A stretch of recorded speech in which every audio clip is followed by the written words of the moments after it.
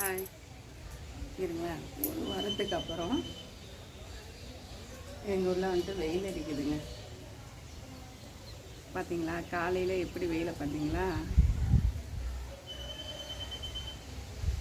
இன்னைக்கு எல்லா வேலையும் பார்ப்பாங்க.